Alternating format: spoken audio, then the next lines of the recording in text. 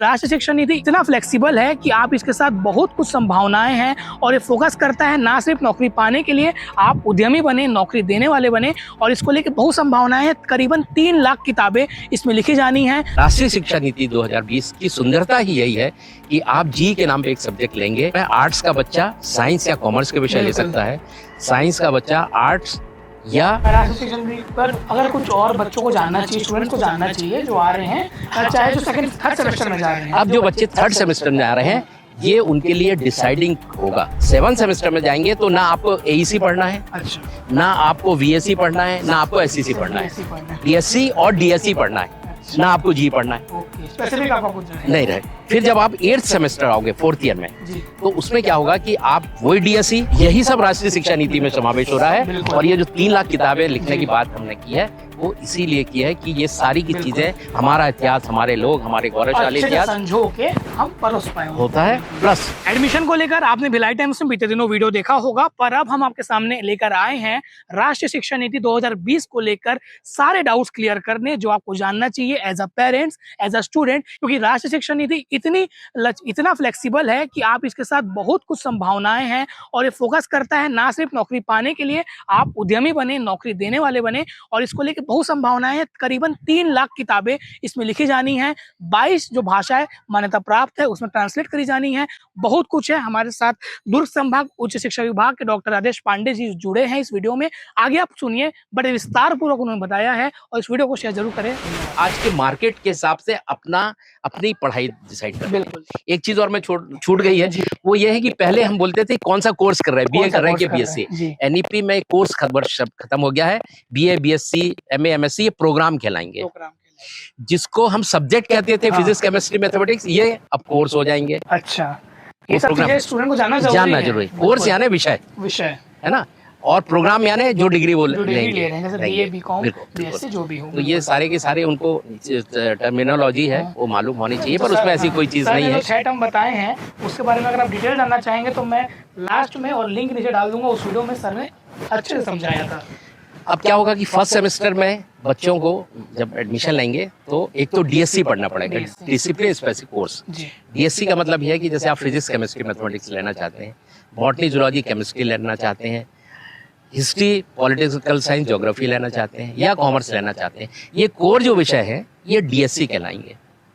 उसके बाद होगा ये कि जैसा मैंने अभी बताया, मेन सब्जेक्ट है, अभी बताया मैंने आपको कि बच्चा मार्केट के हिसाब से, जॉब के हिसाब से स्कोर डिसाइड करता है, पर उसकी इच्छा नहीं रहती गणित पढ़ने की या विज्ञान पढ़ने की इच्छा नहीं है, पर गणित या विज्ञान में या बायो में जॉब जल्दी मिलेंगे तो वो पढ़ लेता है, पर उसका मन नहीं करता। उसको लगता है मैं हिंदी लिटरेचर पढ़ता है या इंग्लिश लिटरेचर पढ़ता है या हिस्ट्री लिटरेचर पढ़ता।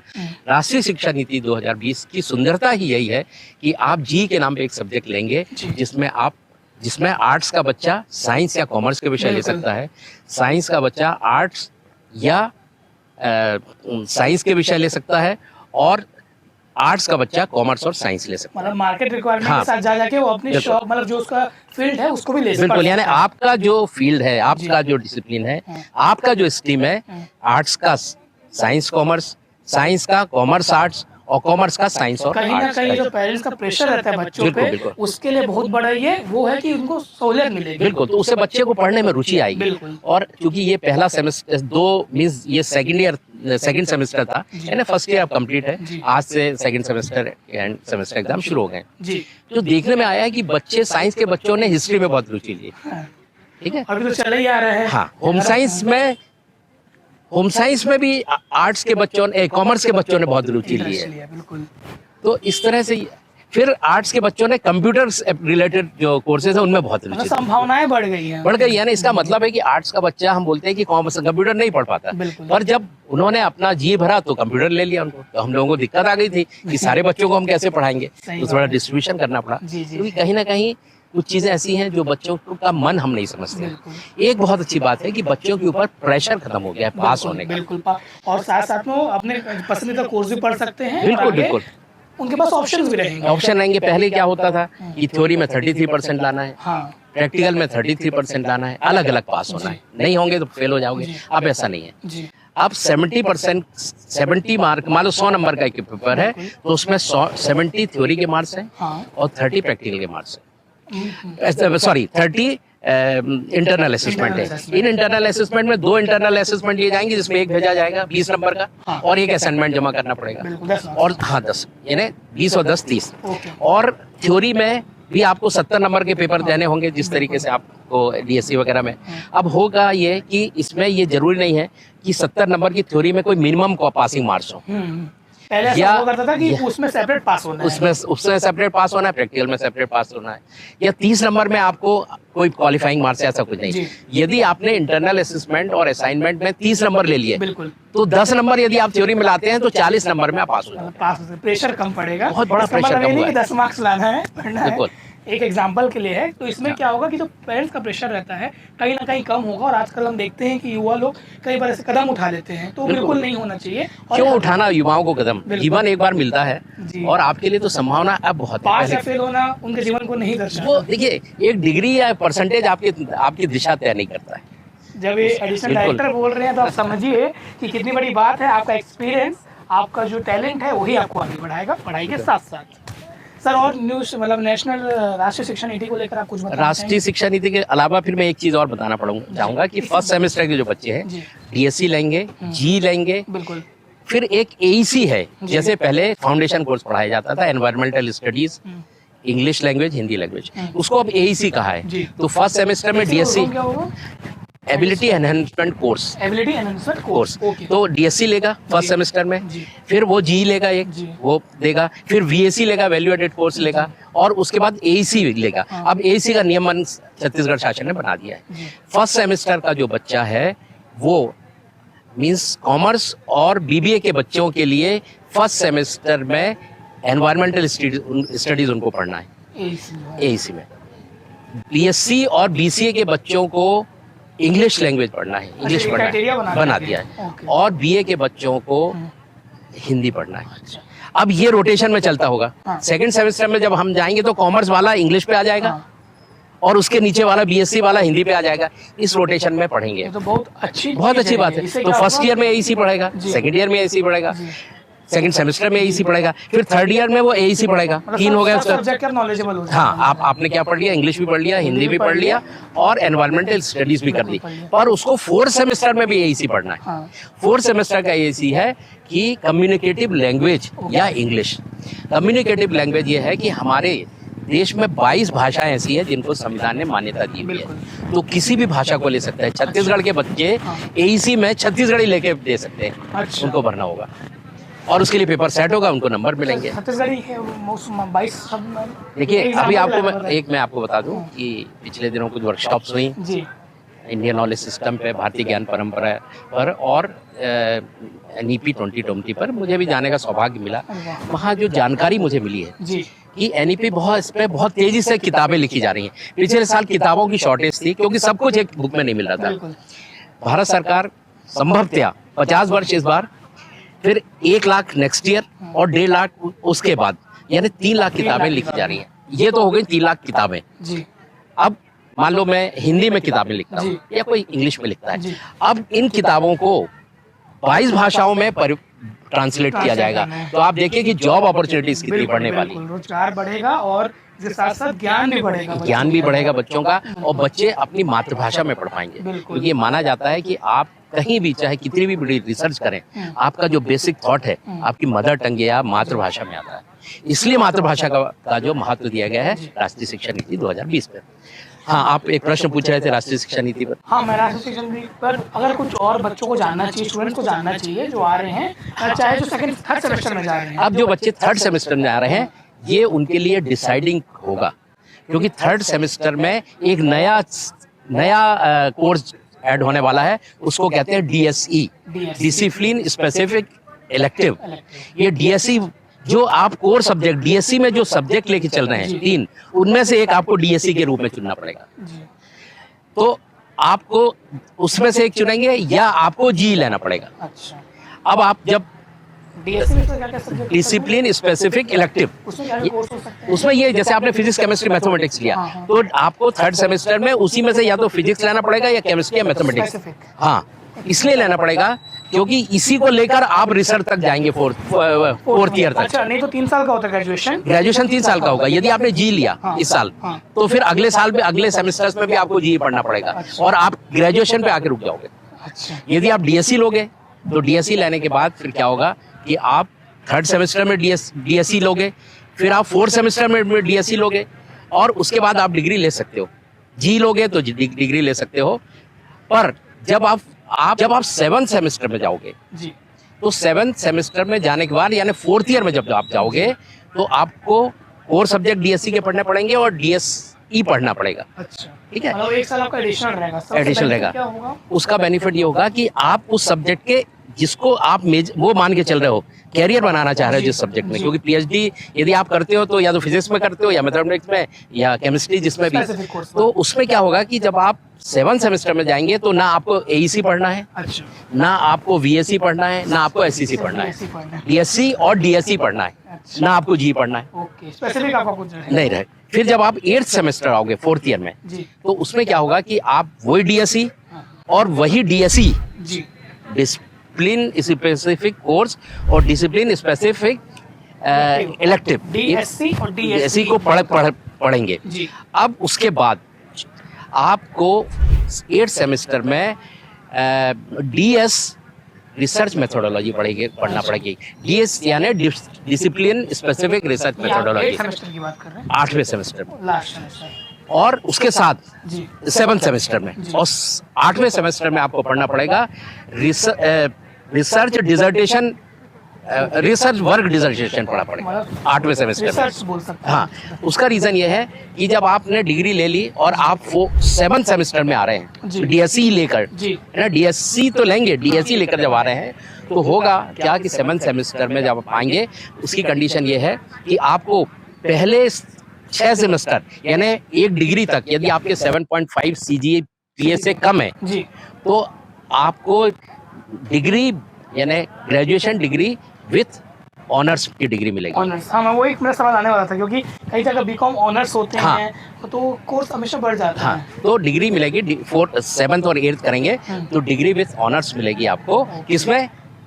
जब आप 7.5 सीजीपीए से कम आते हैं आपको 3 इयर्स डिग्री में, यस, ये 6 ईयर की डिग्री में। पर यदि आपके 7.5 या उससे ज्यादा आते हैं सीजीपीए से तो आपको graduation degree with honours and research मिलेगी। ओके। तो उनके लिए है ये रिसर्च मेथोडोलॉजी या रिसर्च वर्क डिसर्टेशन। अब आगे क्या आगे डिसाइड होगा, हो सकता है कि 1 ईयर का एमए हो जाए। अभी ये भी चल रहा है कि पीजी इंटीग्रेटेड कर दें, पीजी इंटीग्रेटेड, तो ये जो 4 साल पढ़ के आएंगे तो हो सकता है एमए एमएससी कर ले। 5 साल में हाँ, हो जाएगा। मतलब फिर यही लोग पीएचडी पे जा सकते हैं। वैल्यू एडेड कोर्स है, मतलब बहुत सारे बेनिफिट्स हैं। वैल्यू एडेड का मतलब यह है कि जो राष्ट्रीय शिक्षा नीति है जी, वो लोगों का बड़ा भ्रम है इसमें, राष्ट्रीय क्यों कर रहे हैं। ये राष्ट्र के लिए और राष्ट्र के द्वारा बनाई गई नीति राष्ट्र के लिए, राष्ट्र के द्वारा बस है। है। क्योंकि हमने हमारी बहुत सारा जो हमारा इतिहास है, हमारा जो दर्शन है, हमारा जो अध्यात्म है, जी। ये बहुत ज्यादा साइंटिफिक था। जी, हमने अलेक्जेंडर को तो पढ़ा, जी, महान अलेक्जेंडर, जी। पर हम अहिल्याबाई होलकर को भूल गए, बिल्कुल। जिन्होंने सिकंदर ने तो बहुत सारी मारकाट करके भी क्या कहते हैं देशों को जीता है, सीमाएं बढ़ाई है। अहिल्याबाई होलकर ने, जो कि मालवा की रानी थी, उन्होंने पूरे देश में मंदिरों का जीर्णोद्धार किया, पुनर्निर्माण किया, जिनको हम नहीं जानते। इसी प्रकार हमने औरंगजेब को पढ़ा पर छत्रपति संभाजी को भूल गए। उनको भूल गए। हमने 1857 की क्रांति तो पढ़ी और संथाल क्रांति को भूल गए, बिल्कुल। जो कि उसके कुछ वर्ष पहले हुई थी और जिससे कि जनजाति समाज ने उस क्रांति को किया था। और ये कहा जाता है कि जो संथाल क्रांति है वो 1857 की जो क्रांति की प्रेरणा है। ओके। तो हमारे साथ दिक्कत ये है कि कुछ फ्रीडम फाइटर को हम जानते हैं जो जिन्होंने हमें जान बताया ली, गया, हाँ, वही पढ़े, पर अब हम वो भी जानेंगे जो हमें जानना चाहिए। हम तिलका मांझी को नहीं जानते जो बहुत बड़े जनजाति नायक थे। बिल्कुल। हम सिद्धो कान्हो को नहीं जानते जो बहुत बड़े जनजाति नायक है। और आज की युवा के लिए जरूरी है कि वो जरूरी है। हम काल चांद भैरव को नहीं जानते, हम फूलो जानो को नहीं जानते। सिद्धो कान्हो का चांद भैरव फूलो जानो ये 6 भाई बहन थे अच्छा। जो शहीद हुए देश की स्वतंत्रता के लिए लड़ते हुए, हम नहीं जानते। तो जो राष्ट्रीय शिक्षा नीति है मूलतः ये डीप रूटेड जी, इंडियन इथियोस से लेकर ग्लोबल कंपटीशन तक की है। बिल्कुल। कह रहे ग्लोबली कॉम्पिटिटिव बनाना है। हम ये नहीं कह रहे कि हमको पुराने उस पर जाना आप है। अपने इतिहास को तो जानो, आप बिल्कुल, बाहर पढ़ते बिल्कुल। हो, आपके खुद भारत में इतने इतिहास है कि आपके मतलब पढ़ोगे तो रोंगटे खड़े हो जाएंगे। रोंगटे खड़े हो बड़ी जाएंगे। जान है। डीपली रूटेड इंडियन इतिहास का मतलब है कि हमारा नैतिक मूल, हमारा मानवीय मूल। बिल्कुल। स्वामी विवेकानंद ने कहा था बिल्कुल कि हम व्यक्ति निर्माण से राष्ट्र निर्माण की बात कर रहे हैं, बिल्कुल तो हमारी राष्ट्रीय शिक्षा नीति भी व्यक्ति निर्माण से राष्ट्र निर्माण की तरफ जा रही है। जी और सबसे अच्छी बात यह है कि हम 2047 में जी विकसित राष्ट्र की कल्पना कर रहे हैं। बिल्कुल ये इसी राष्ट्रीय शिक्षा नीति को की राह पे चलते हुए ही हम 2047 वो अचीव में कर पाएंगे। बिल्कुल। वो अचीव कर पाएंगे। और विकसित भारत का मतलब ये नहीं है कि हमारी जो इकोनॉमी है वो 30 से 33 ट्रिलियन यूएस डॉलर होगी। विकसित भारत का मतलब केवल ये नहीं है कि 2047 में हमारे पास बहुत बड़ी बड़ी बिल्डिंग्स होंगे। विकसित भारत का मतलब ये बिल्कुल भी नहीं है कि हमारे पास बड़े बड़े एयरपोर्ट्स होंगे, हाईटेक एयरपोर्ट होंगे, बहुत अच्छी अच्छी बुलेट ट्रेन्स होंगी। विकसित भारत का मतलब होगा कि हम में विश्व बंधुत्व की भावना भी होगी, हम वसुधैव कुटुंबकम, हमारी जो आइडियोलॉजी है वो भी काम करेगी, उसमें अध्यात्म भी होगा। तो हम राष्ट्र हैं, नेशन नहीं। नेशन तो वेस्टर्न वर्ड है। बिल्कुल राष्ट्र जो सबको समाहित करे, बिल्कुल वो उस स्थिति में विश्व बंधुत्व के साथ हम विश्व भारत या विश्व गुरु बनने की रिप्रेजेंट कर रहे हैं। और एक चीज और बता दूं कि लोग बोलते हैं कि वेद से आगे बढ़ा जा रहा है। जी हमारे साइंटिस्ट बहुत आगे थे।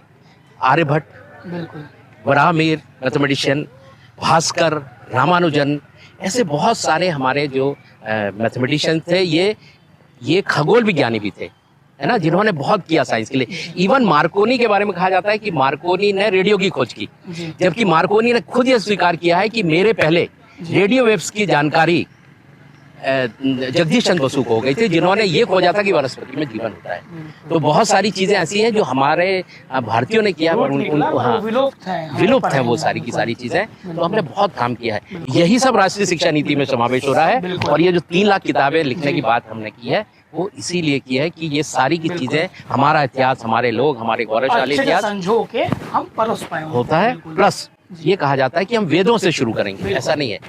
वेद में जो भारत था वो विकसित भारत था, वो समृद्धशाली भारत था।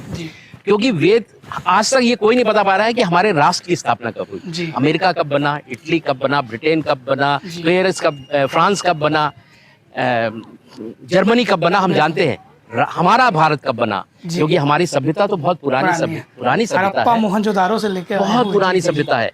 वेद शास्त्रों में भी कृतज्ञता का भाव बताया गया है, प्रेम का बताया गया है, करुणा का बताया गया है, दया का बताया गया है, पर वो वेद शास्त्रों में है। इसका मतलब है कि पूर्व वैदिक काल में ये था, यानी हम तो उसके पहले से विकसित हैं। तो हमको विकसित 247 में दूसरे तरीके से होना था, क्योंकि वो 1000 साल का जो यात्रा थी हमारी, उसमें हमारा कॉलोनियल माइंडसेट बना दिया। हम अपनी सोच कहते हैं ना कि अगर आप तब विकसित हैं जब भारत का हर एक नागरिक बिल्कुल अपने इतिहास जाने और अपने रूट्स जाने कि उनके लोगों ने क्या बलिदान किया। बिल्कुल इसी को कहते हैं कि एकात्म मानववाद, इंटीग्रल ह्यूमनिज्म की बात होती है कि एक व्यक्ति, समाज तब विकसित माना जाएगा जब उसका हर व्यक्ति विकसित हो। और एकात्म मानववाद का मतलब ही है कि व्यक्ति हर तरीके से विकसित हो, आध्यात्मिक रूप से भी हो, भौतिक रूप से भी हो, नैतिक रूप से भी हो, हर तरह से विकसित होगा, तब एकात्म मानववाद की बात होती है। मुझे नहीं लगता कि राष्ट्रीय शिक्षा नीति 2020 के बारे में इससे अच्छा कोई बता सकता था। राजेश पांडे सर, आपको बहुत बहुत धन्यवाद, क्योंकि जिस प्रकार से आपने एक्सप्लेन किया, मुझे नहीं लगता कि छत्तीसगढ़ में किसी भी मीडिया चैनल के द्वारा ये आएगा। हम सौभाग्यशाली कि हमें दिखा पाएंगे। और पूरा देखिएगा और शेयर जरूर करिएगा, क्योंकि राष्ट्रीय शिक्षा नीति में क्या बदलाव है और जो देश में एक पूरा एक चल रहा है कि जैसे हम मुगल्स को पढ़े हैं पर हमारे भारतीय राजा को नहीं पढ़े हैं, और बहुत कुछ है। सर ने अच्छे से बताया है। एक चीज और मैं बताना चाहूंगा कि फर्स्ट ईयर के बाद कोई छोड़ देता है जी, तो उसको 4 क्रेडिट का एक वोकेशनल या स्किल डेवलपमेंट का कोर्स करके, इंटर्नशिप करके 4 क्रेडिट का जब वो करेगा तो उसको सर्टिफिकेट मिल जाएगा। सेकेंड ईयर के बाद छोड़ता है तो फिर यदि वो 4 क्रेडिट का कर लेगा तो फिर उसको डिप्लोमा मिल जाएगा। रुक के अगर नहीं कर पाए रुक के उसका कंप्लीट हो सकता है मल्टीपल एंट्री 7 साल के अंदर। और किसी कोई छोड़ ही देता है, उसकी परिस्थिति ऐसी है, तो उसको यदि 4 क्रेडिट, देखिए फर्स्ट सेमेस्टर 20 क्रेडिट का है, सेकंड सेमेस्टर 20 क्रेडिट का है, फर्स्ट ईयर हो गया 40 क्रेडिट, 4 क्रेडिट का वोकेशनल कर लीजिए आप, या स्किल डेवलपमेंट या इंटर्नशिप, 44 क्रेडिट में आपको सर्टिफिकेट मिल गया। फिर इन्हीं 40 क्रेडिट का सेकंड ईयर यानी 3rd और 4th सेमेस्टर, तो कितना हो गया फर्स्ट और सेकंड सेमेस्टर मिला के 80। आप सेकंड ईयर के बाद छोड़ देते हैं, फिर 4 क्रेडिट का कोई कोर्स कर लीजिए, इंटर्नशिप कर लीजिए, तो 84 हो गए।